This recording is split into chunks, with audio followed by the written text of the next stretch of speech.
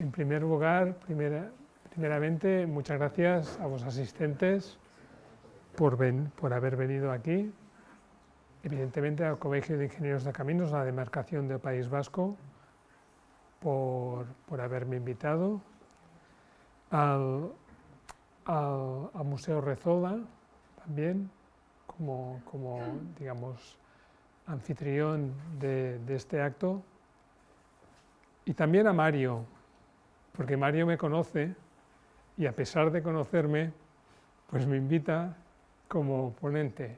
Entonces, la verdad es que te lo agradezco profundamente, pensar que soy digno de estar aquí entre ponentes, digamos, tan respetables como son los ponentes que me han antecedido y los que vienen detrás.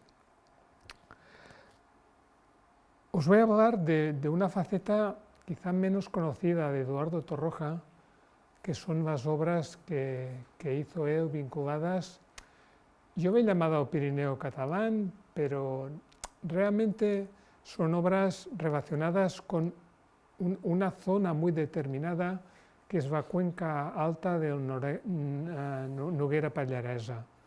El Noguera Pallaresa es un río que hace, en su mayor parte, hace frontera entre Cataluña y Aragón, y allí, ahora os explicaré, se hicieron una serie de obras relacionadas con el sistema, el aprovechamiento hidrográfico de la cuenca, pero la realización de estas obras conllevaba un cambio radical en lo que es el sistema socioeconómico de la zona. Imaginaos una zona de alta montaña, donde de golpe y porrazo aparecen cientos y cientos de trabajadores que vienen a transformar todo aquello. Pues esto, que fue un cambio radical en una zona de alta montaña, pues está relacionada un poco con la obra de Torroja. Y en todo esto, un personaje que quizá es menos conocido, pero fue clave en todo esto, era Victoriano Muñoz Oms. Victoriano Muñoz Oms nació en 1900, un año después de Torroja, era ingeniero de caminos, realmente tuvo el inicio de su carrera fue fulgurante.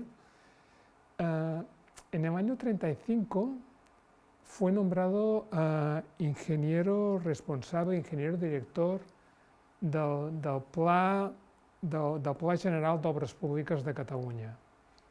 Esto fue en el 35, y como ingeniero director de este plan general, una de las cosas que hizo fue promover lo que fue el plan de aprovechamiento integrado hidroeléctrico de la conca del Ribagorçana, que es este río, la Noguera Ribagorça, estamos hablando de la conca del Ribagorçana. Y esto fue antes de la Guerra Civil. Después de la Guerra Civil, Victoriano Muñoz, viendo las grandes posibilidades que tenía esta zona de la cuenca del Ribagorça, pues por lo que cuentan, se puso muy pesado con el que entonces era director del INI, del Instituto Nacional de la Industria, que era Juan Antonio Suances, que se puso muy pesado intentando convencer de que había que crear una empresa pues para sacar partido de las posibilidades que ofrecía desde el punto de vista hidráulico esta cuenca. Y finalmente el señor Suances accedió a la creación de una empresa que es el ENER, que es la Empresa Nacional Empresa Nacional de Ribagorza. Bueno, ahora ENER, la famosa ENER.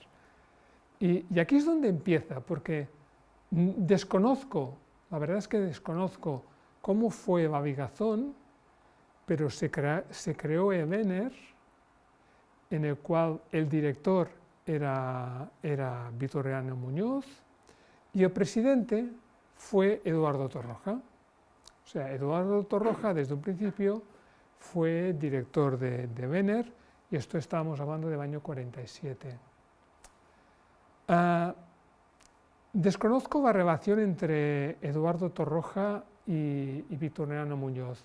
Se llevaban un año de diferencia, o sea que posiblemente coincidieron en la escuela. Viendo las dificultades que tenía en aquel tiempo acceder a la escuela de caminos, seguramente, aunque se llevasen un año, quizás hubieran sido compañeros de promoción o no. Esto es una cosa que no he conseguido averiguar, pero al final tenemos a una empresa que es Vener, con un presidente que es Eduardo Torroja y con un director que es Vitoriano Muñoz Oms, que es realmente la persona, es el motor, es el driver de todo lo que es lo que supuso el desarrollo de aquella zona.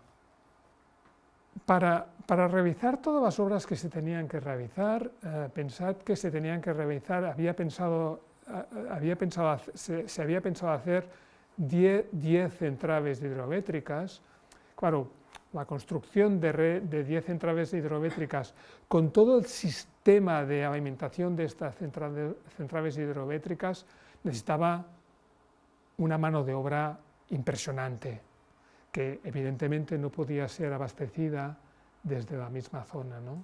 Entonces, esto conllevó a que mucha gente del resto de España pues se desplazase a esta pequeña cabecera de Cuenca, ¿no?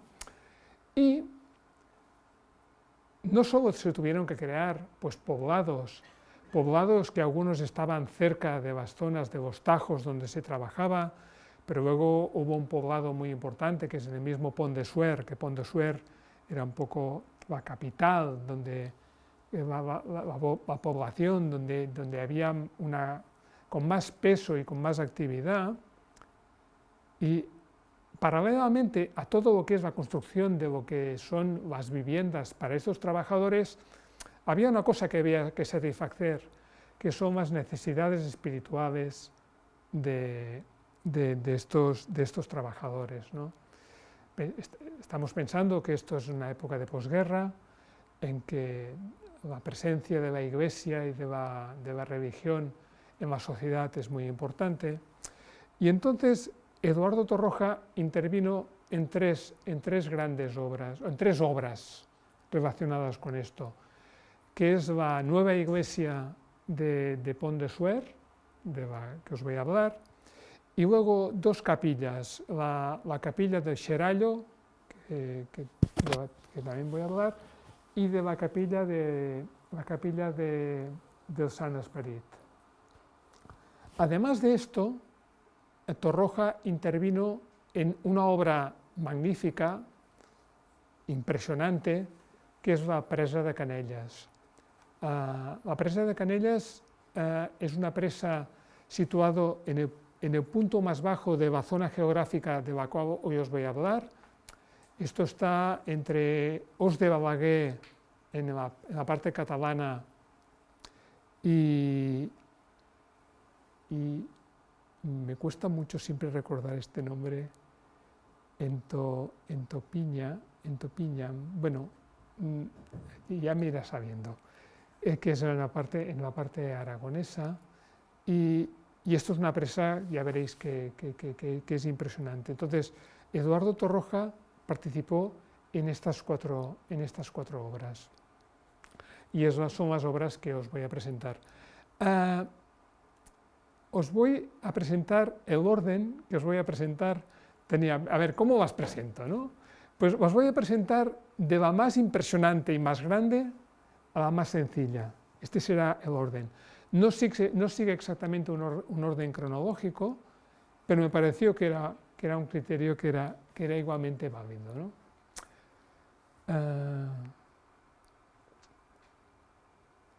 Y esta, la más impresionante, es la presa de Canelles. La presa de Canellas está situada, la presa la tenemos aquí, y esto es un macizo impresionante, un macizo calcáreo, que es un macizo calcáreo kárstico. Y un macizo calcáreo kárstico es un macizo el cual tiene muchas oquedades, tiene muchos vacíos. Entonces, la idea de hacer una presa en un entorno geológico con muchos vacíos, pues, bueno, es un riesgo. Es un riesgo que asumieron teniendo un precedente, porque quizá unos 50 kilómetros en lo que es en la cuenca vecina, que es la Noguera Pallaresa, hubo la presa de Camarasa, que fue construida en el año 1920, o sea, es anterior a la presa de Canellas, en la cual los problemas de permeabilidad del macizo fueron brutales y se pasaron décadas resolviéndolos. A pesar de ello, pues aquí hicieron la presa de Canellas. La presa de Canellas es una presa que en su momento es impresionante, es una presa de bóveda con 140 metros de altura, en su momento era la más alta de España, con una coronación de solo 210 metros, o sea, que la relación entre la altura y lo que es el desarrollo de la coronación es una presa muy cerrada, donde hay muy poco espacio. Significa que elementos que debe tener una presa, porque una presa debe tener varios elementos. En este caso, como es una presa en la cual también estaba prevista para lo que es un aprovechamiento hidroeléctrico, tenía que tener, pues por un lado, un elemento esencial de una presa es el aviviadero. Es aquello que te permite que en caso de riada, pues las aguas sobrepasen lo que es la barrera de la presa. Por un lado. Entonces, si además tienes una central hidroeléctrica, pues tienes que ubicar la central hidroeléctrica en algún punto, ¿no? Pero aquí hay muy poco espacio. Entonces, lo que se hizo un túnel en esta zona de aquí para disponer el aviviadero. Y se hizo otro túnel aquí para disponer la central. Y en un sitio pues muy apretado, pues a base de hacer túneles, se hizo espacio para colocar todos aquellos elementos que la presa necesitaba. Aquí, esto es una imagen de la presa durante la construcción. Fijaros, esto es otra imagen de la presa durante la construcción.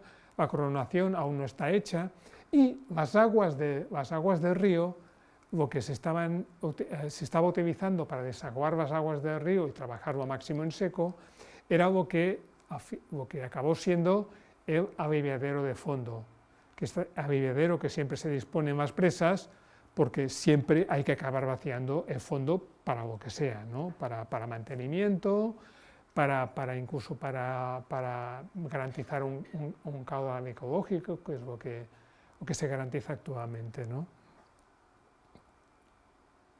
Tal como os comentaba, pues esto es una planta de la presa. Aquí tenemos la presa. Aquí tenemos la trayectoria del aviviadero, que inicia con un túnel y aquí de forma subterránea. Aquí tenemos los disipadores de energía y todo lo que es la parte hidroeléctrica, pues tienes la toma aquí y aquí tienes la central situada aquí y aquí tienes los desagües de la parte hidroeléctrica. O sea, que en una zona muy restringida, pues se hizo espacio para todos los elementos necesarios para el funcionamiento de la presa. ¿Y cuál fue el papel de Torroja en la presa? Bueno, la presa, en realidad, el diseño de la presa estaba encargada a otro ingeniero, que era Carlos Benito Hernández, que era otro ingeniero que además fue director de la Escuela de Caminos durante el 61-67, o sea, era un ingeniero prestigioso dentro del campo de las presas. Luego, el papel que tuvo Torroja en el diseño de la presa es trabajar en lo que era la estructura de la presa, lo que era básicamente la estructura de la presa. Y lo que hizo él, bueno, sabéis que Torroja era director al mismo tiempo, o sea, Torroja era fue director de Bener, pero además en aquel momento también era director del Instituto Técnico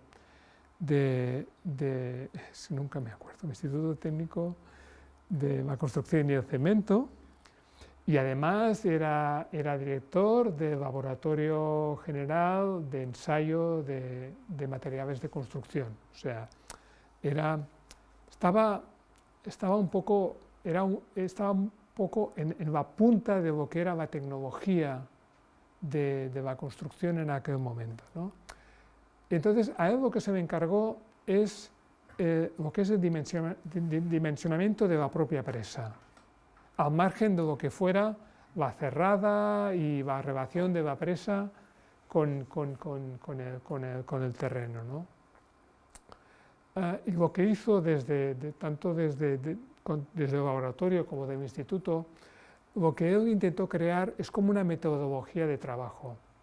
Una metodología de trabajo que lo que intentaba superar eran las limitaciones en el cálculo de este tipo de estructuras. Ahora calcular estructuras es muy fácil, pero en los años 50 calcular estructuras tenía muchas limitaciones. Entonces, lo que él hizo es un sistema en el cual, primero a través de modelos reducidos, trabajando con modelos reducidos, y de una forma iterativa, fue refinando lo que es la forma de la presa. Entonces, se hacían unos modelos, se cogía uno de los modelos y se estudiaba a través de la modelización qué tensiones máximas iba a tener la presa en situación de máxima carga, ¿no? Entonces, la idea era conseguir una presa, pensad que las presas de bóveda son presas que trabajan por forma, a diferencia de las presas de gravedad, que lo que garantiza la seguridad de la presa es la masa, la gravedad. En el caso de bóvedas es un poco como el arco, ¿no? Son arcos puestos de forma horizontal, en los cuales es la forma lo que te garantiza que con mucha menos materia tienes un material que prácticamente no trabaja tracción. Entonces, se trataba de encontrar una forma en la cual esta materia no trabajase a tracción cuando el pantano estuviera cargado, digamos, a tope hasta arriba, ¿no? Entonces, se hicieron 20 modelos reducidos y se fueron refinando las formas hasta conseguir una forma que, por lo que dice Torroja en sus escritos, es una forma en la cual se conseguía una compresión máxima de 60 kilos por centímetro cuadrado en la cara comprimida, y la cara traccionada, que es la que está más cercana al agua, pues se conseguía una tracción nula, ¿no?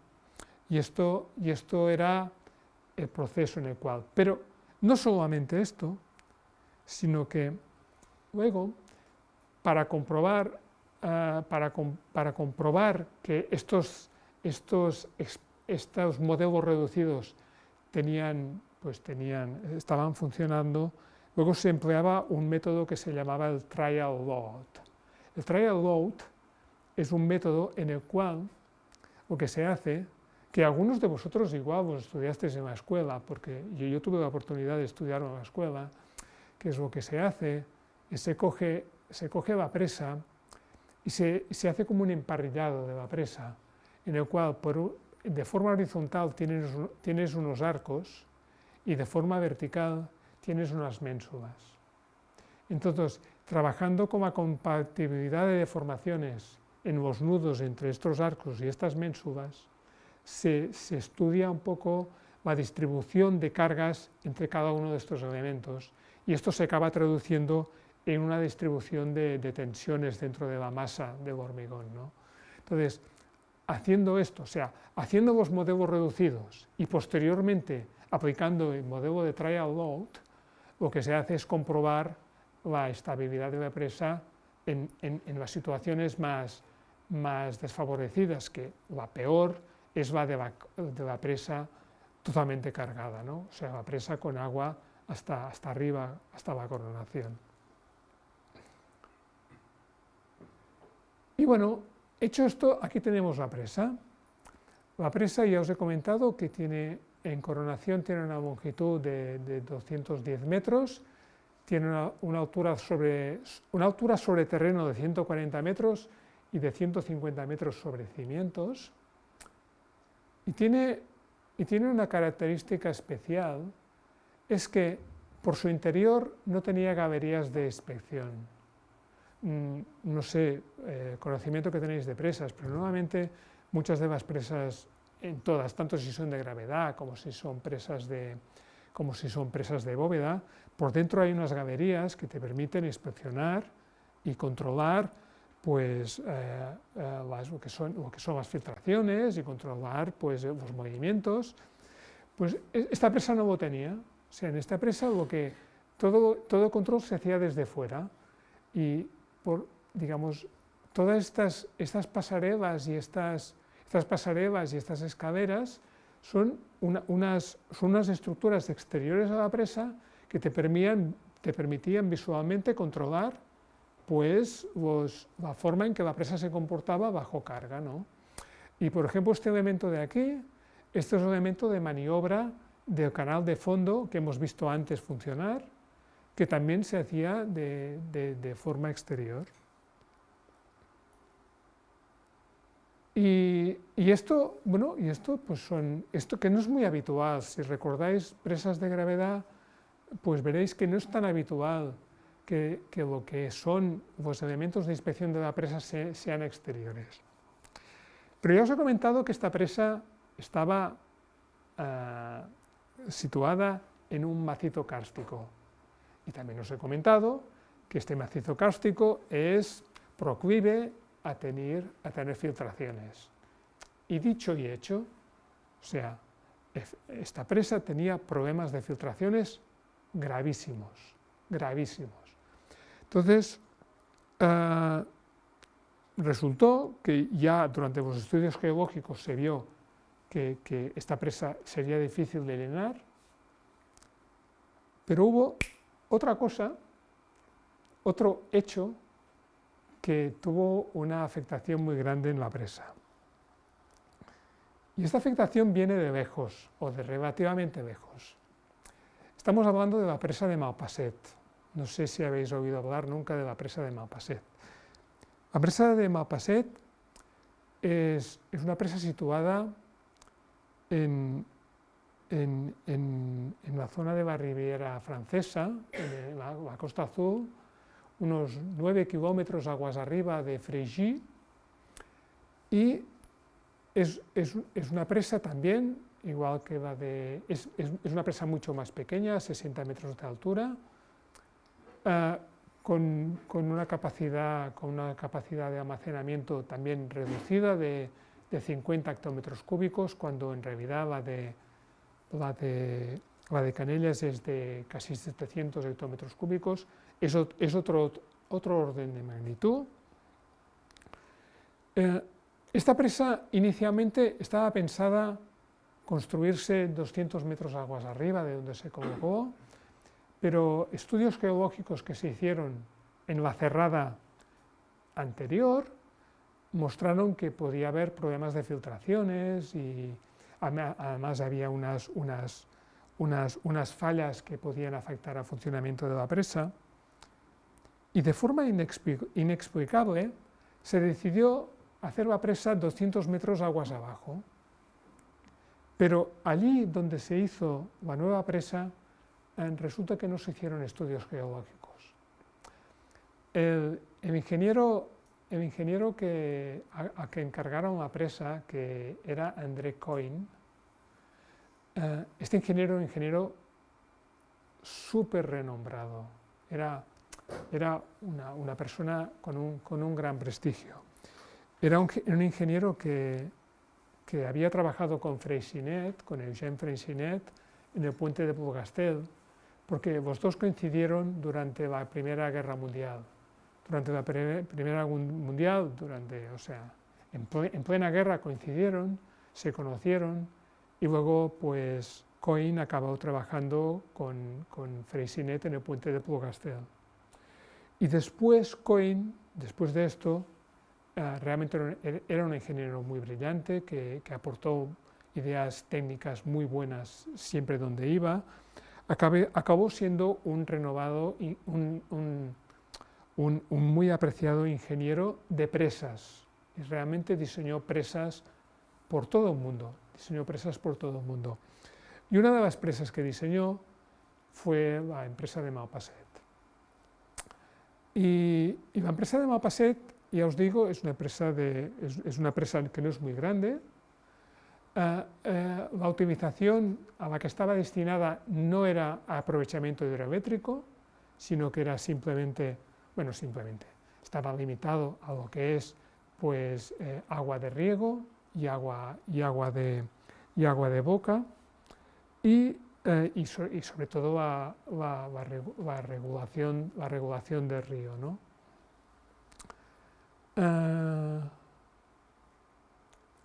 La presa tenía un bebedero de cabeza, tenía un desagüe de fondo y la historia de esta presa tiene una singularidad.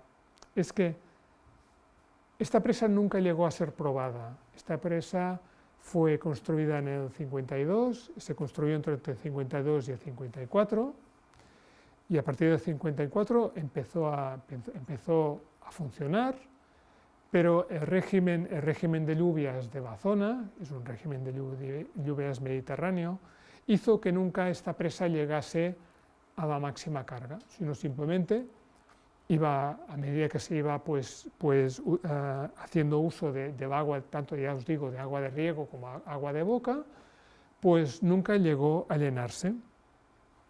Hasta el año 59. A finales, en la segunda quincena de noviembre del año 59, esta presa empezó a llenarse, porque hubo un periodo de lluvias muy intenso y se llegó hasta 7 metros de coronación.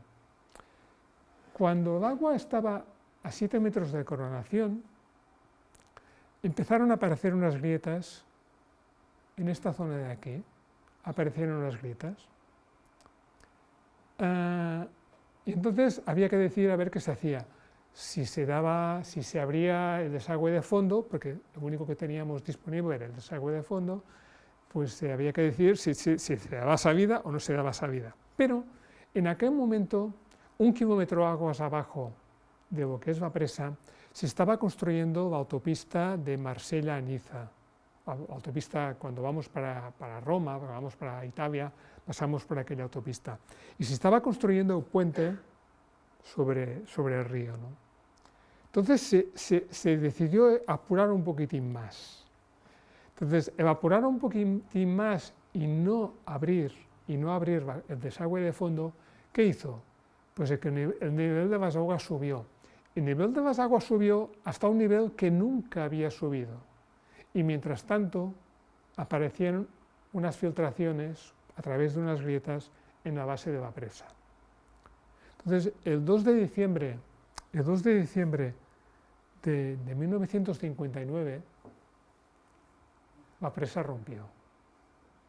Entonces, os podéis imaginar lo que es una presa de 60 metros de altura que rompe. ¡Pum! Claro, en el momento de la rotura tienes una ola de 40, 50 metros de altura que empieza a bajar río abajo. Cuando llegó a Fréjus, esta ola se había laminado y había quedado solo en 3 metros de altura.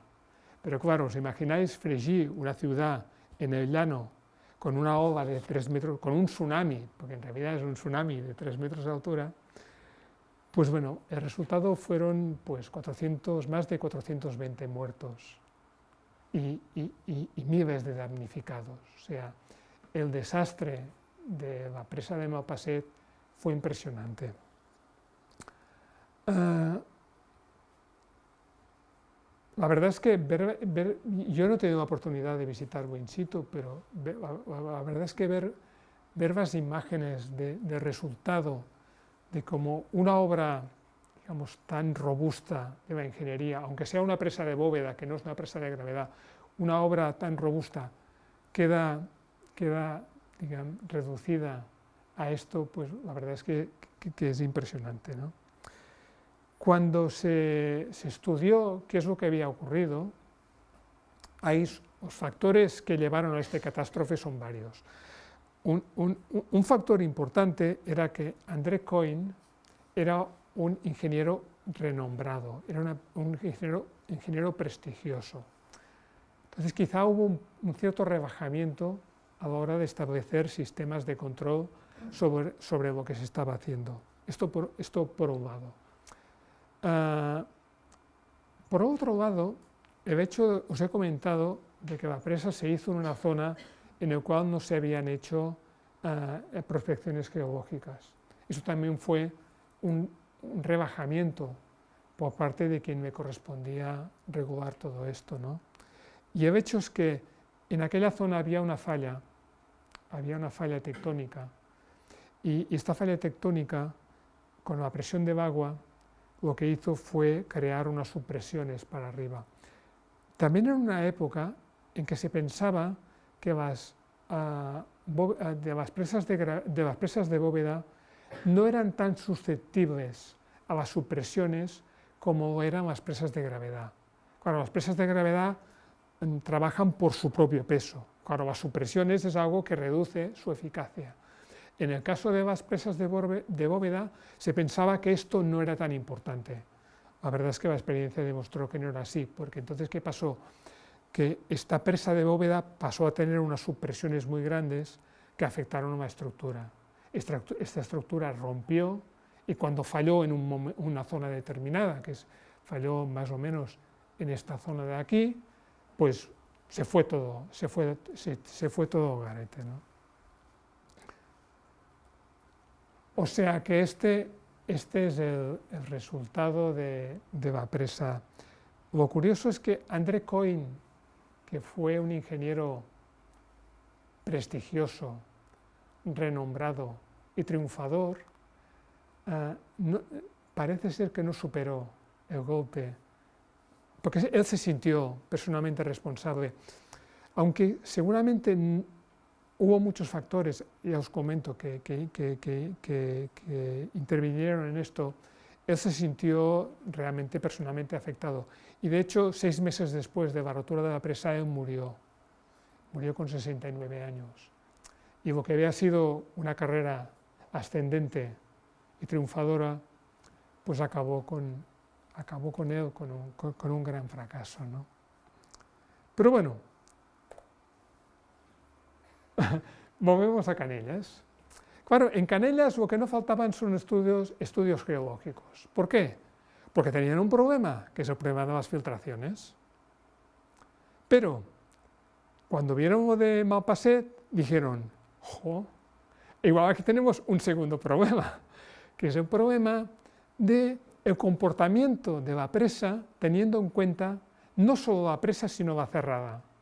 O sea, el comportamiento conjunto entre lo que es la presa y lo que es el conjunto, el entorno geológico que hace la presa, porque en realidad una presa no es solo la presa contiene una parte del agua, pero hay que asegurar que el terreno contiene el resto del agua, y en zonas donde hay mucha permeabilidad, pues hay que hacer algo. Entonces, lo que se hizo en Canellas es, bueno, a raíz de esto es aquello cuando las barbas de tu vecino veas remojar, pon las tuyas a afeitar, ¿no? Porque realmente esto fue un factor que influyó mucho. Entonces, a raíz de esto se encargaron en un laboratorio de Bérgamo ensayos sobre lo que son los dos estribos. Y lo que se observó es que el coeficiente de seguridad de lo que es el estribo derecho de la presa, pues tenía unas ciertas limitaciones. ¿Cuál fue el resultado? Pues que aquella presa que se había acabado de construir a finales de los 60 no se había llenado aún, nunca se había llenado, y antes de llenarla dijeron, pues vamos a cubrirnos en salud. Y fue cuando acabaron reforzando con este impresionante macizo todo lo que es el estribo derecho. El estribo izquierdo no le vieron ningún problema, continuaban teniendo problemas muy importantes de filtraciones, pero desde el punto de vista estructural vieron que en el estribo derecho había que hacer un gran refuerzo. Un gran refuerzo que supuso 100.000 metros cúbicos de hormigón. Que 100.000 metros cúbicos de hormigón, que a veces cuesta un poco hacerse la idea de lo que significan, eran 1/3 del volumen de la presa. O sea, se decidió colocar 1/3 adicional de volumen de la presa en aquel estribo para asegurarse de que no ocurriera lo mismo que había ocurrido en Malpasset. Y este es el resultado. Este es el resultado.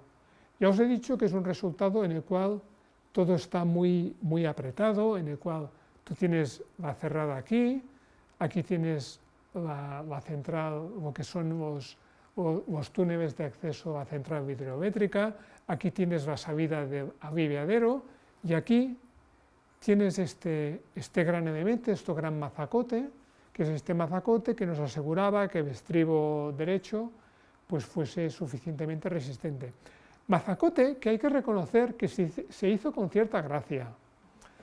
Y lo digo porque es muy fácil, cuando estás en una situación de emergencia, acabar haciendo disparates como lo que haces, ¿no? Y este mazacote, quieras o no quieras, si os fijáis, la zona superior intentaron que coincidiese con la coronación de la presa.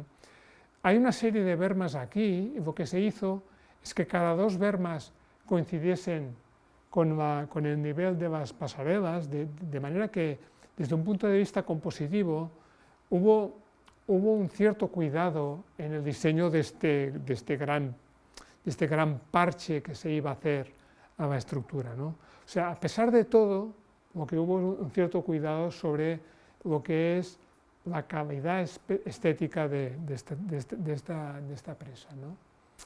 Y este es el resultado. Este es el resultado, que realmente es impresionante. La presa, este mazacote fue construido entre 1774 y 77. En el año 78 se dio la autorización a llenar el embalse hasta coronación, o sea, hasta el año 78 no hubo autorización para llenar el embalse, pero cosa curiosa, el embalse, por prudencia, no se llenó hasta el año 96. O sea que cuando se llenó por primera vez el embalse de Canellas, habían pasado 36 años desde el final de su construcción y habían pasado 18 años desde el refuerzo del estribo derecho. O sea que la presa de Canellas, que es impresionante, es un mix de fracaso y éxito, en el sentido de que tampoco hablaría de fracaso, pero sí que hablaría de la prudencia que tenemos que tener nosotros cuando nos enfrentamos a las fuerzas de la naturaleza, ¿no? Y que, bueno, es una lección quizás una lección de humildad. Pero bueno, ahí está la presa y la presa actualmente está en pleno funcionamiento, ¿no? Y cambio de tercio. Os he dicho que primero os hablaría de la gran obra, de la presa de Canellas, y ahora paso a hablar de los equipamientos religiosos destinados a satisfacer las necesidades espirituales de los trabajadores que fueron a trabajar a la conca del Ribera Ribagorçana. Esta es la iglesia de la Asunción de Pont de Suert. La iglesia de la Asunción de Pont de Suert es una iglesia extraña, en su diseño en relación a lo que se había hecho, hasta ahora. Es una empresa, ahora lo veremos, es una iglesia con una nave central, tiene un elemento característico que es su campanario, que es un campanario no visitable exteriormente, formado, lo que tiene son tres grandes diafragmas, tres grandes elementos, los cuales en su centro tiene las campanas. En estas construcciones lo que se pretendió es hacer como compatibilizar un poco lo que era la modernidad de la arquitectura del siglo XX con lo que es la tradición de la construcción de piedra antigua, ¿no? Pensad que estamos cerca del Valle de Boí, que no sé si lo conocéis, el Valle de Boí. El Valle de Boí es un valle donde lo que es famoso del Valle de Boí son las iglesias románicas del Valle de Boí, las cuales son, en este momento, posteriormente a la construcción de todo esto, han llegado a ser patrimonio de la humanidad por la UNESCO. O sea, es un conjunto de iglesias románicas de un gran valor patrimonial. Entonces se intentaba conjugar un poquitín y buscar una solución un poco de compromiso, ¿no? Y esta foto me ha gustado porque esta foto de alguna manera refleja estas ganas de compromiso, en el sentido de que por un lado tenemos aquí la modernidad con estas láminas de doble curvatura poco conocidas dentro del mundo de la arquitectura, con estos zócalos y estos arcos de piedra, ¿no? Esto hace referencia a estas son las iglesias. Son varias iglesias, estas son las dos más conocidas, que son Santa María de Taüll y San Climent de Taüll, pero bueno, ahí está San Joan, también San Joan de Boí y Erill la Vall. O sea, es un conjunto de iglesias, que son este conjunto de iglesias que forman parte que ahora son patrimonio de la UNESCO y que están muy presentes en lo que es el imaginario colectivo de las colectividades de esta zona, ¿no? La iglesia tiene esta nave central, Aquí, ahora hemos visto antes, os he enseñado estos lóbulos, que son estos elementos que coronan esta nave central. Aquí tenemos el presbiterio, aquí tenemos la capilla del Santísimo, aquí tenemos el baptisterio y lo que era el campanario nos quedaría aquí, ¿no? Esto es un alzado, en este alzado se hizo una estructura donde el nivel de piedra es este nivel de aquí, o sea, digamos que de aquí para abajo es lo que queda dentro de estos muros de piedra que intentan evocar la arquitectura tradicional de la zona, y digamos de aquí para arriba está un poquitín la manifestación de la modernidad. Estos lóbulos de aquí son estos lóbulos de aquí, en los cuales aquí tienes unas láminas de doble curvatura que están empotradas en estos elementos, que estos elementos están encastados en lo que son los muros de piedra que hemos visto, ¿no? A través de estas estructuras, estos son los lóbulos que transmiten las cargas. Estos lóbulos transmiten las cargas de una forma, digamos, bastante antifunicular. ¿Por qué? Porque aquí tienes una carga concentrada, que es una viga que de alguna manera, de forma perpendicular al plano del dibujo, carga la clave, y cargando la clave pues se consigue una forma bastante antifunicular con tracciones muy reducidas. Y esto es el efecto interior, en el cual aquí tienes estos glóbulos y se tuvo la gracia de jugar con las intersecciones, con los contactos entre los glóbulos para dejar pasar la luz. Y esto es el efecto interior, que la verdad es que es un efecto, es impresionante la experiencia de visitar. Estas son pinturas de Marisa Rosset, que Marisa Rosset colaboró en lo que es el diseño de la iglesia. Esto es una maqueta, de lo que es el presbiterio, que veremos que esta maqueta luego tuvo una relación con otra de las obras que os enseñaré, que es la capilla de Sant Esperit. Y un elemento esencial, estas láminas que hemos visto, que aparentemente parece que sean de hormigón, no son de hormigón, son de bóveda tabicada. No sé si conocéis la bóveda tabicada, que es lo que se llama la bóveda catalana, tiene una característica. La bóveda tabicada se hace a través de rasillas o de elementos de ladrillo, en el cual la primera capa de la bóveda se hace con elementos de rasilla no me sale la palabra ahora. Bueno, cogidos con yeso, porque el yeso fragua rápidamente. Entonces, la primera capa es una capa que se hace con elementos de rasilla cogidos con yeso, y luego, posteriormente, cuando ya tienes la forma creada, entonces, a posteriori, vas haciendo el resto de capas con mortero Portman, que tarda más a fraguar, ¿no? Entonces, esto es la tecnología que se utilizó. ¿Por qué?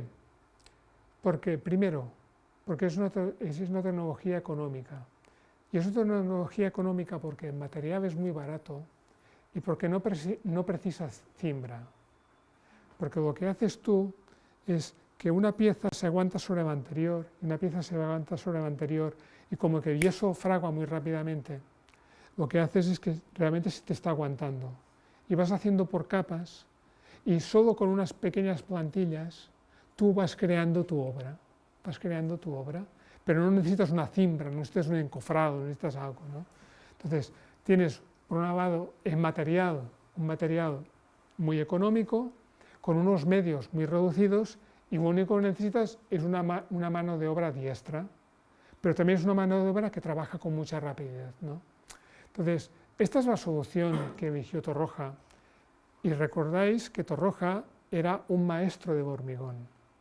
Ya cuando hizo estas obras, pues había triunfado dentro del mundo del hormigón armado, pero esto no impidió que la solución que él utilizara aquí no fuera aquella que él tanto dominaba, sino que utilizó una forma distinta que él hacía mucho tiempo que ya había trabajado. Bueno, aquí podéis ver un poquitín cómo se trabaja con la bóveda.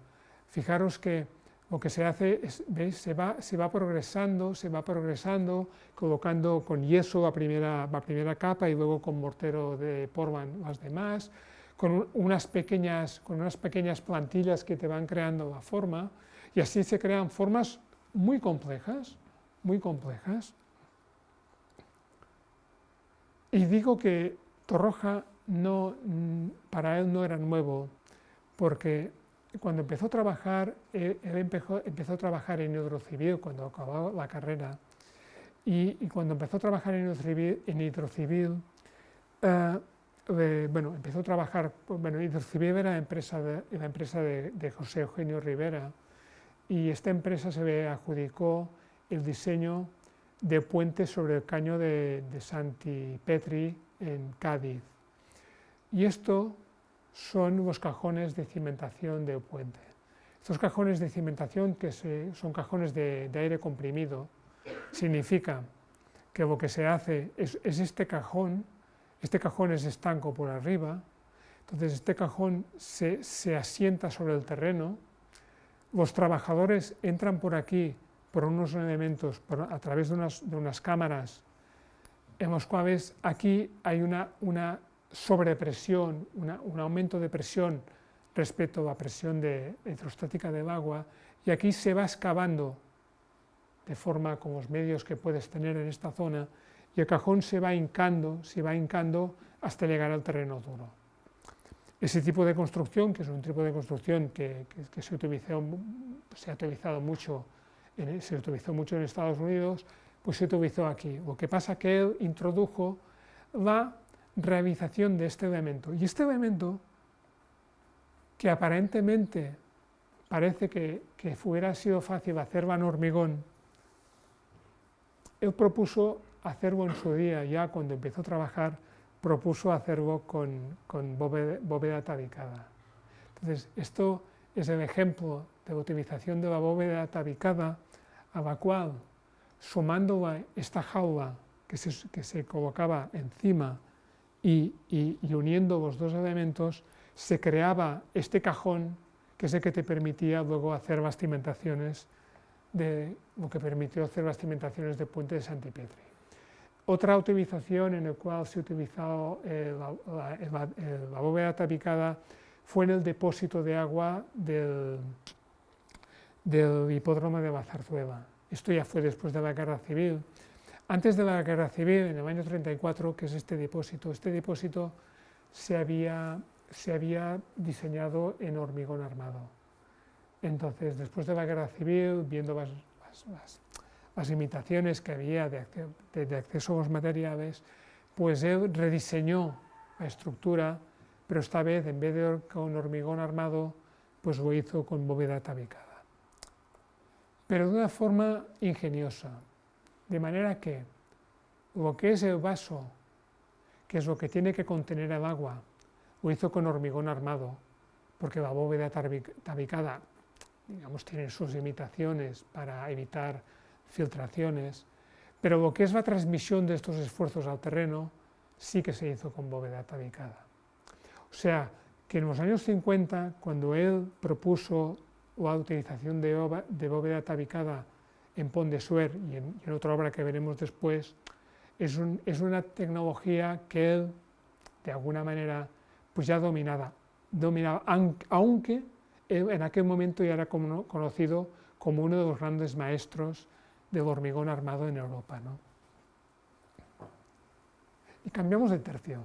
Ahora os voy a presentar dos pequeñitas obras. Ya os he dicho que íbamos de la más grande a la más pequeña.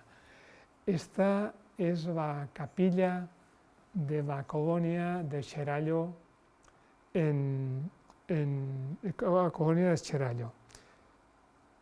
Esto no está situado en la cuenca de Noguera Ribagorsana. ¿Por qué?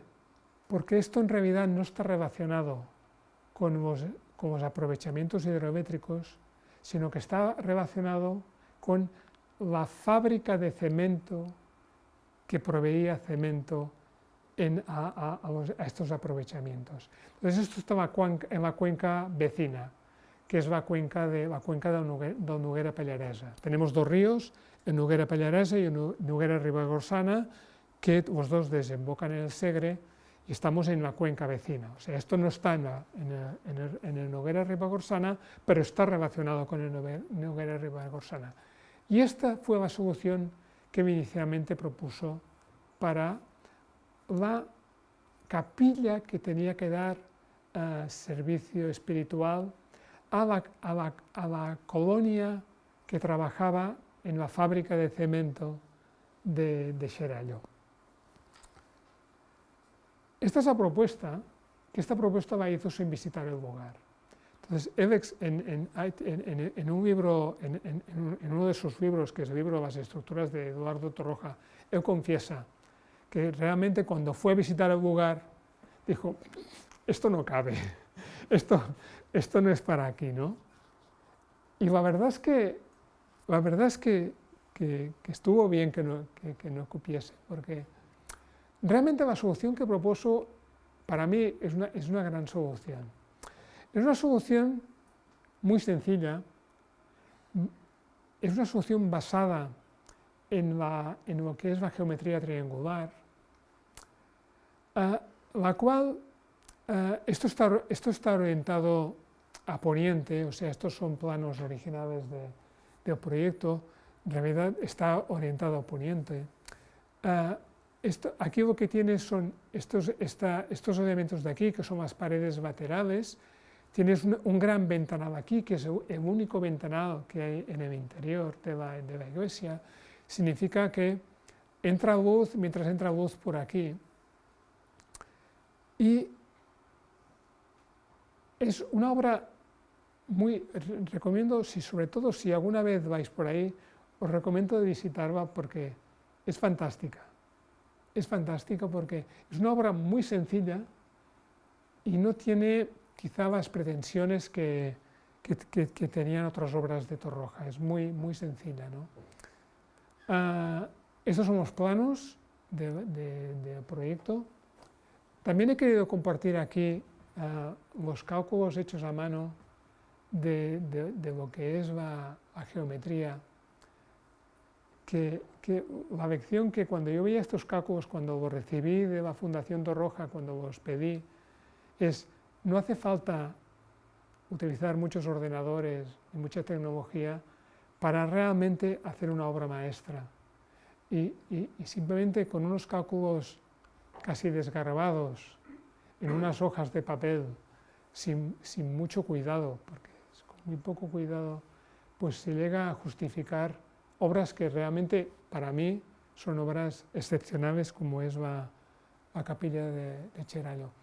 Y la capilla de Cherallo tiene, por un lado, el encaje, lo que es el encaje en el paisaje es fantástica porque es como un buque, como una proa, algo que mira hacia aquí, sea religioso o no sea religioso, este elemento, esta cruz que se alza hacia el cielo, es como un mascarón de proa que domina el valle. Y además, cuando estás allí te das cuenta que desde muchos puntos del valle, tanto desde la carretera que va de Pont de Suert a la Pobla de Segur, como desde el mismo valle de Cherallo, siempre está presente ahí arriba la cruz y la capilla, ¿no? O sea, es una capilla que está situada con mucha gracia. Realmente no sé quién decidió colocar la capilla allí, pero realmente tanto la ubicación de la capilla como el diseño de la capilla hace que sea algo extraordinario, realmente es extraordinario. Pero no solo esto, es el interior. En el interior solo hay un ventanal, que es este ventanal con estas dos paredes laterales, que es este ventanal que enfoca poniente. Tuve la suerte de poder visitarla un día por la tarde, significa que entraba el sol el sol del atardecer, y realmente la imagen de la ascensión del Señor, y sin ser, digamos, con creencias cristianas, ¿no? Pero realmente la imagen de la ascensión del Señor con estas pinturas de Víctor Pérez Pallarés, realmente, no sé, realmente tiene un impacto muy grande en un espacio muy reducido, porque realmente es un espacio muy reducido con una obra humilde, porque realmente es una obra humilde, ¿no? O sea, es una obra humilde con, digamos, que tiene algo de sublime, algo de grande, ¿no? Y nada, y para acabar, pues acabo con la capilla del Sant Esperit. La capilla del Sant Esperit está situado en un lugar, esta es la más modesta de todas, de hecho es una capilla que es abierta, no es ni cerrada, está situada a 1800 metros de altura, en un sitio, digamos, está en el paraje de Aigüestortas, que es un paraje natural impresionante. Y bueno, y ahí situaron la capilla del Sant Esperit. Y de hecho, la capilla del Sant Esperit es un poco el motivador de que hoy esté aquí, porque si yo me he vinculado más a la obra de Eduardo Torroja es a raíz de esta capilla. ¿Y por qué? Porque en el año 2023, Joan Subirats, Joan Subirats, Joan Subirats fue ministro de Universidades en la anterior legislatura, visitó el Museo Torroja y Pepa Casinello, que vendrá a hacer una conferencia aquí en breve, que es la directora del Museo Torroja, le enseñó el museo y le explicó pues, que la capilla del Sant Esperit, que era una capilla pues, que se había realizado en Cataluña, pues había sido derribada. Entonces, Joan Subirats tuvo inquietud y llamó al colegio de Ingenieros de Caminos, a la demarcación del Colegio de Ingenieros de Caminos, y les dijo, tú, ¿qué pasó con la capilla del Sant Esperit? Y bueno, yo tengo relación con la junta del colegio desde hace muchos años, y me preguntaron, ¿tú qué sabes de lo que pasó de la capilla del Sant Esperit? Porque todos sabíamos que había sido derribada, pero no conocíamos las circunstancias de que fueran derribadas, de que hubiera sido las circunstancias que rodearan al derribo de la capilla. Y me puse a investigar, y a partir de aquí me puse a investigar y luego las investigaciones que hice se traducieron en un estudio. En un estudio que se trataba de buscar la documentación disponible sobre la capilla del Sant Esperit, que estaba muy dispersa. Se trataba de hablar con personas relacionadas con la capilla en todo lo que es la historia de la capilla, tanto desde la construcción, que era difícil pero era posible, como en lo que fue su demolición. Y se trataba de averiguar qué posibilidades había de reconstruir la capilla del Sant Esperit. O sea, a raíz de poner el foco en la capilla, se pensó, ¿y por qué no la reconstruimos? Como a finales de los 90 ya había habido la intención, porque a finales de los 90 José Antonio Torroja, que era el hijo de Eduardo Torroja, había visitado la zona y también en aquel momento se habló de la posibilidad de reconstruir la capilla, ¿no? Entonces, ahora nuevamente se está hablando de la posibilidad de reconstruir la capilla. Y bueno, la capilla del Sant Esperit es una capilla que está situado, esto es el río de San Nicolau. El río de San Nicolau, este paraje de aquí, es lo que se llama el paraje de Aigüestortes, y estaba situada pues, en una orilla, en una zona donde el río hace unos grandes meandros, está situado aquí. Lo curioso es que Editorial Alpina, que es una editorial muy precisa y muy rigurosa, en el año 90 seguía dibujando la capilla del Sant Esperit. O sea, ellos no sabían qué había ocurrido con la capilla del Sant Esperit. De hecho, no lo sabía casi nadie, y ahora os contaré. La verdad es que en el 90 la capilla del Sant Esperit ya no estaba aquí. En cualquier caso, uno se pregunta, ¿y por qué hicieron una capilla en un sitio tan apartado? Y el motivo era que, aunque esta zona de aquí es muy apartada, es cabecera de alimentación de la central de Boí. O sea, que realmente en esta zona había la presa, que es la presa del Sant Esperit, y digamos, las obras de Éner llegaron hasta aquí. Entonces, el motivo por el cual se hizo una capilla en un sitio tan apartado fue porque realmente allí había trabajadores de Éner haciendo pues, obras que iban a alimentar. Aquí está la presa del Sant Esperit con una tubería forzada que alimenta. Y este es el motivo por el cual se hace una capilla en un sitio tan apartado, ¿no? La capilla es una capilla, ahora veremos imágenes, es la mitad de una cáscara,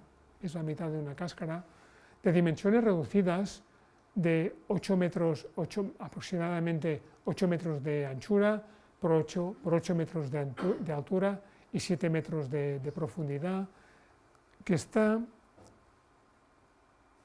aquí veis una sección, son estos 8 metros de altura, aquí tenéis la cáscara, y aquí tenéis todo una base, una peana, que esta peana es la que, por un lado, encierra el recinto de lo que es la capilla, pero además, por tratarse de una zona fácilmente inundable, además es una zona que protege el interior de la capilla de las crecidas del río y además proporciona un cimiento seguro a lo que es la cáscara de la capilla, ¿no?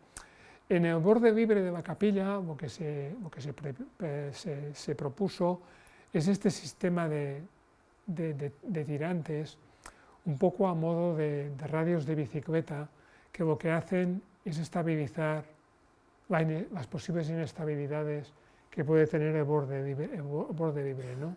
Y, una vez más, se utiliza la misma técnica que se utilizó en Pont de Suert, que es la bóveda tabicada. En este caso, sin embargo, en la bóveda tabicada, no os lo he enseñado antes, pero en el caso de Pont de Suert, la armadura de retracción que se colocó en Pont de Suert estaba en el exterior de la última capa de rasilla. Aquí tenemos 3 capas de rasilla, esta es la interior, la media y la superior. La interior es esta que se hace cogida con yeso y las otras dos con mortero de cemento. Pues en este caso, en vez de colocar las armaduras en el exterior, las coloca entre la segunda y la tercera capa. No sé si fue una decisión de diseño poco pensada, o sí que creyó que la iglesia de Pont de Suert está a la cota 800, esto está a la cota 1800, que posiblemente las armaduras de esta iglesia iban a estar sometidas a una tensión, a un clima mucho más, digamos, exigente, ¿no?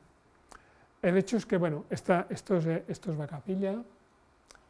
La verdad es que la capilla era fantástica, era fantástica.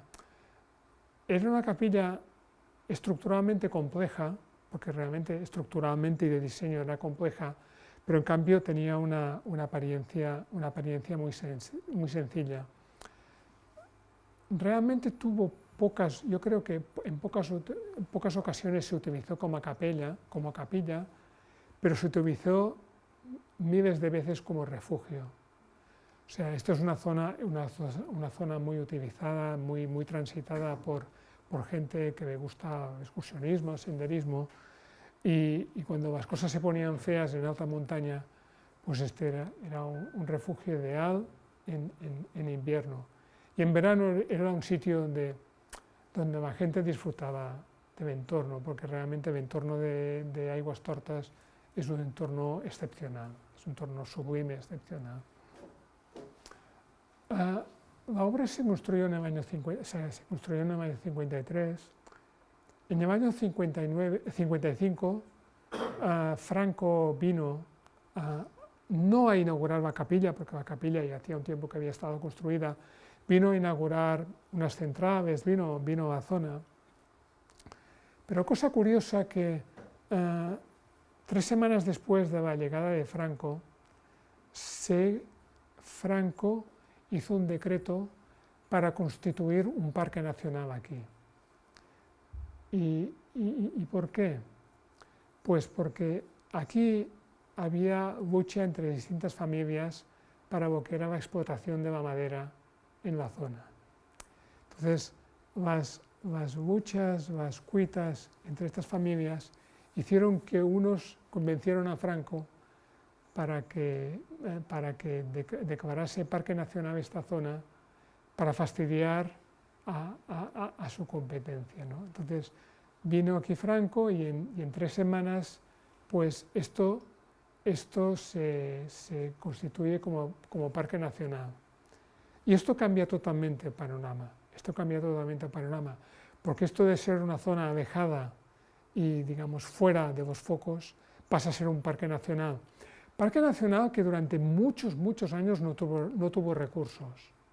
No tuvo recursos, y creo que uno de los factores que influyeron en la condena de esta capilla fue la falta de recursos de parque nacional, pero cambió totalmente el estatus jurídico de esta zona, ¿no? Esto fue en el año 55. En el año 79, después de la muerte de Franco, con la aprobación del Estatut de Cataluña, la Generalitat de Cataluña pasa a tener competencias en lo que es la gestión de parques naturales y empieza un periodo de cogestión entre lo que es el Estado y la Generalitat.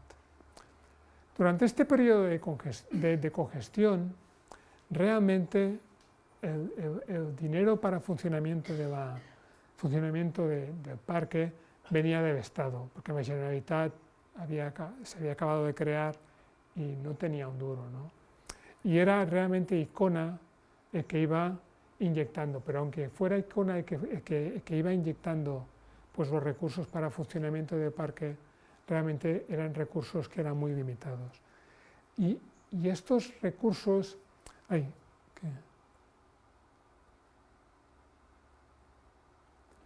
Y estos recursos limitados acabaron haciendo mella en la capilla. ¿Por qué? Porque en el fondo la capilla, que era un diseño excepcional, pero quizá no era un diseño pensado para estar a 1800 metros de altura. Esto por un lado. Por otro lado, había el tema de ser una zona difícilmente vigilable. También era una zona que estaba muy sometida a vandalismo, digamos, a gamberrismo. Entonces, digamos, la capilla con el tiempo fue, digamos, deteriorándose. A pesar de que se iban haciendo operaciones de mantenimiento, pues poco a poco, aquí son imágenes del 73, fijaros que en el 75, pues estos cables ya están rotos, ya están dados de sí. El clima seguía presionando, digámoslo así. Y paralelamente a esto, la capilla acababa teniendo un valor significativo muy grande para esta comunidad. Y fijaros en esta postal, esto es una postal ahora ya no hay postales, pero es una postal en la cual la capilla está compitiendo con las iglesias de Vall de Puig. O sea que realmente la capilla acabó adquiriendo un estatus importante en lo que es la simbología del valle. O sea, por un lado la capilla se va degradando y por otro lado la capilla va siendo un elemento que atrae al turismo y además es un elemento importante para la comunidad, ¿no? La comunidad que está relacionada con ella. Al final, ¿qué pasó? Estos son imágenes, son imágenes de los años 80.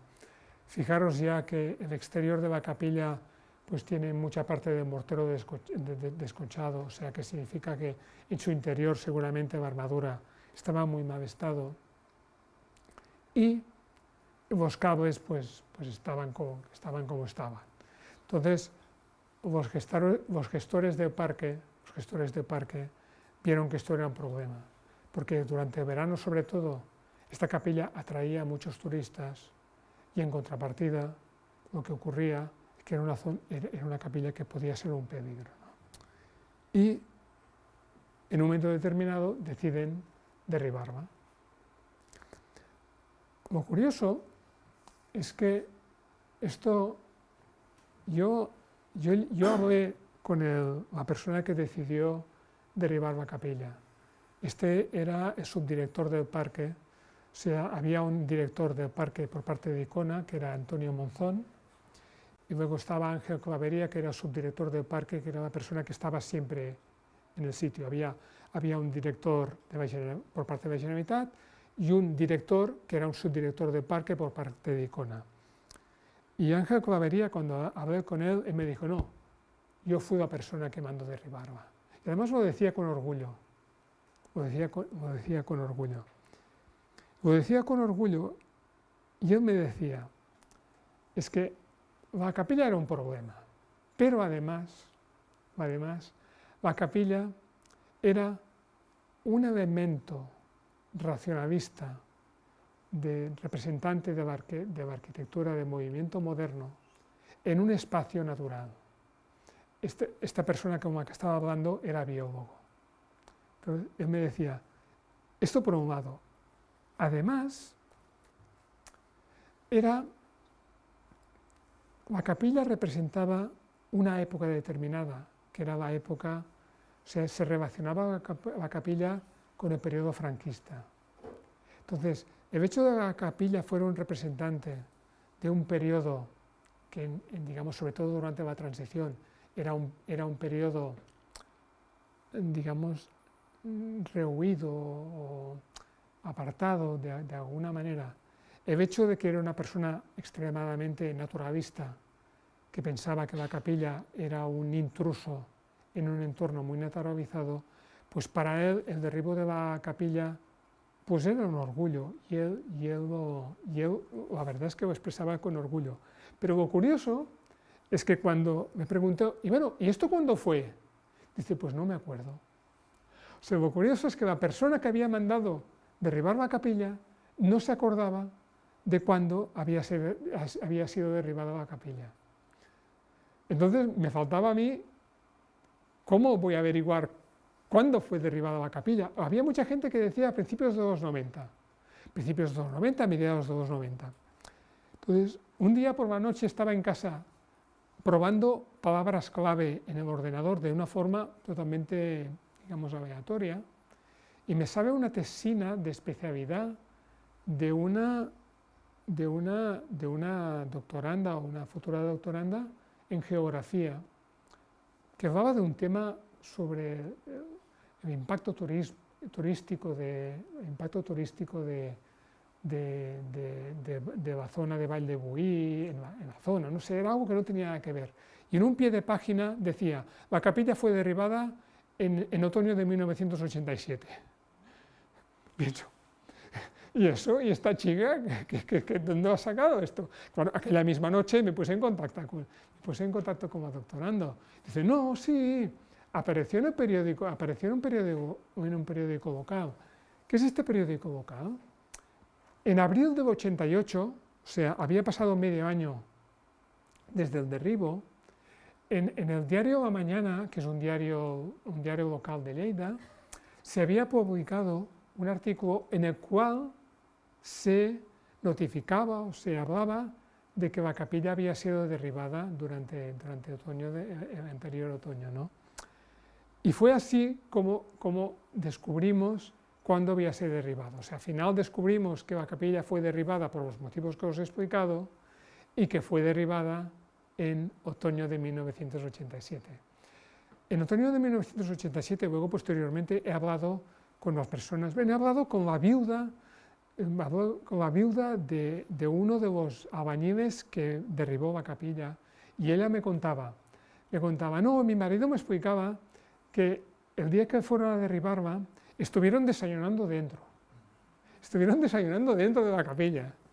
Entonces desayunaron, y después de desayunar cortaron los cables y se les cayó.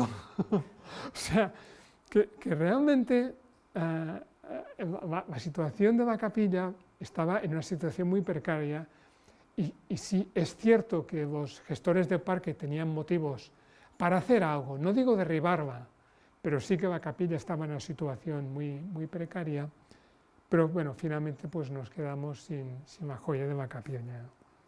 Claro, estos son restos, esto es una fotografía tomada en el año 23, cuando fui a visitar la zona. Estos son restos, digamos que esta punta de aquí de aquí salía la capilla en sentido contrario a la fotografía, es el vértice de la clave, de la parte baja de la clave de la cáscara. Y luego lo que es el recinto de sillería de granito, estuvo durante muchos años allí, luego a finales de los 90 lo sacaron y lo repartieron. Entonces es curioso porque esto es la estación de bus de Boí, y estas piedras de aquí, estas no lo sé, pero estas piedras de aquí son piedras que son rescatadas de la capilla. O sea que al final la capilla por una parte se fue derribada y por otra fue reciclada por la zona, ¿no? Claro, uno se pregunta, bueno, esto es lo que os he contado, ¿no? Lo que nos contaba sobre la incompatibilidad de uso de la capilla. Pero uno se pregunta, si esta capilla, en vez de haber sido diseñada por un ingeniero, hubiera sido diseñada por un arquitecto, hubiera, digamos, sufrido el mismo destino. Y lo digo porque, y esto lo hablamos esta mañana con Mario, que la sensibilidad de la sociedad para las obras públicas es muy limitada. O sea, hay mucha sensibilidad para las obras de arquitectura, pero hay muy poca sensibilidad para las obras de ingeniería. Pero lo más grave de esto no es esto, es que la sensibilidad de los ingenieros para las obras de ingeniería es muy limitada. Porque si bien es verdad que la sociedad no lloró la desaparición de esta capilla, el gremio de ingenieros tampoco lo lloró. Entonces, hay como una cierta insensibilidad. ¿Por qué? Bueno, porque en realidad los ingenieros lo que hacemos es hacer obras útiles. Para nosotros, en nuestro trabajo, en el desarrollo de nuestro trabajo, es muy importante la utilidad social de las obras que hacemos. A diferencia de las obras de arquitectura, que normalmente suele haber un autor, las obras de ingeniería no tienen autor, las obras de ingeniería son anónimas. Y esto creo que es un factor que es muy importante para entender por qué esta obra no fue llorada ni por la sociedad, pero tampoco por el gremio, ¿no? Cuando nos planteamos sobre la posibilidad o no de reconstruir esta capilla, bueno, primero hay que preguntar si tiene sentido reconstruir esta capilla. Bueno, esto habría que verlo, ¿no? En el caso de que quisiéramos reconstruirla, ¿tendría sentido reconstruirla donde estaba? ¿O tendría reconstruirla no donde estaba o en algún punto del parque? Bueno, son cosas a las que hay que intentar dar respuesta. ¿Y cómo se debería reconstruir? ¿Con bóveda tabicada? ¿Con acero? ¿Con hormigón armado? ¿Con madera? No sé, con técnicas más propias de nuestro tiempo. Y quizá la pregunta más difícil de responder sería, ¿y qué uso le daríamos? Claro, el uso original de la capilla era un uso espiritual, uso que ahora, digamos, ha pasado a un segundo plano, ¿no? Pero buscarle un nuevo uso a la capilla no sería fácil. En cualquier caso, pienso que estas son preguntas que no son de fácil respuesta para un ingeniero razonable que tiene la utilidad social como objetivo central. Y nada, muchas gracias por vuestra atención.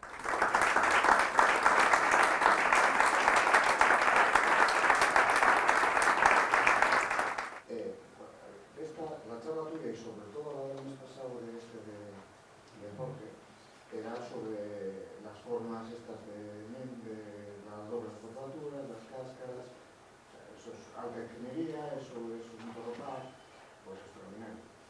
Pero yo creo que alguna mención teníais que haber hecho a lo más ordinario de todo lo ordinario dentro de lo singular, que es la parte pues, más docente. O sea, nosotros cuando estudiábamos en la carrera, estudiábamos el momento entonces, el dimensionamiento de las secciones a la flexión, a la compresión, con el hidrotipo, tela, fibra neutra, la sección comprimida de hormigón con el rectángulo y todo eso que te lleva a una ecuación súper fácil para dimensionar la armadura de atracción. Eso fue parte de la norma no solamente nacional, sino internacional, y toda la ingeniería, todo lo que íbamos del siglo XX se ha hecho con el laboratorio, que era normal hasta hace 15 días. Y eso tiene un valor para mí, que eso sí que hay que poner en nota, y no sé si lo tenéis puesto, pero yo Es que sí, pues sí, creo que tienes parte de razón. Pero lo que tú me estás hablando son elementos instrumentales, porque nosotros no hacemos estructuras para que se aguanten. O sea, el objetivo de hacer estructuras no es que se aguanten. No, claro. O sea, el objetivo de hacer de estructuras es para dar servicio a la sociedad. Y el que se aguanten es un objetivo instrumental. O sea, el fabricante de coches no hace coches para que el motor aguante mucho. No, hace coches para dar servicio al cliente. Y el objetivo es dar servicio al cliente y que el cliente quede satisfecho. Entonces, todo lo que hay, toda la cocina que hay detrás, evidentemente que los coches tienen que tener una ingeniería, que además ahora la ingeniería de los coches es impresionante, pero el objetivo de los coches no es esta ingeniería, sino el objetivo de los coches es dar satisfacción a un cliente. Entonces, hay dos ingenierías. Yo siempre digo, ¿no? Cuando tú estás en ingeniería mecánica y estás diseñando bielas o cilindros, el objetivo es conseguir unos motores que funcionen de forma eficiente. Y esto es para que diseña motores. Pero para que el que diseña coches, su objetivo no es hacer motores eficientes, es hacer coches que den satisfacción al cliente. Y tener un motor eficiente es un objetivo instrumental para conseguir satisfacer al cliente. Entonces, lo que tú me dices, que tienes toda la razón, está en otro punto de mira, que también es importante. Pero yo pienso, yo soy ingeniero de estructuras, pero pienso que la grandeza de estos ingenieros no está tanto, en este caso, en el caso de Torroja y otros ingenieros, grandes ingenieros, no está tanto en los medios que utilizaron para conseguir esta grandeza, como en los resultados que consiguieron para satisfacer a la sociedad. Y si tú estás admirando cualquiera de las obras de Eduardo Torroja, yo al menos no creo que tenga nada que ver con sus cálculos. Incluso él lo decía, ¿no? Porque cuando hoy has hablado de la presa de Canellas, ¿no? Y la presa de Canellas, su intervención en el diseño de la presa de Canellas tiene que ver un poco con las limitaciones en el análisis estructural de la presa. O sea, él es consciente de que las herramientas de cálculo que hay en aquel momento son limitadas y entonces él busca soluciones alternativas. Y estas soluciones alternativas al final tienen sentido cuando se materializan en una realización tan impresionante como es una presa de 140 metros de altura, ¿no? Y aquí está la grandeza. Y luego, pero yo creo que la grandeza está en conseguir la presa, no en haber hecho unos estudios, que también es, a ver, no quiero desmerecer, pero haber hecho aquellos modelos reducidos, haber empleado el trial load, estos son, digamos, objetivos instrumentales que te sirven para llegar al objetivo que realmente te hace grande delante de la sociedad. Bueno, es mi punto de vista,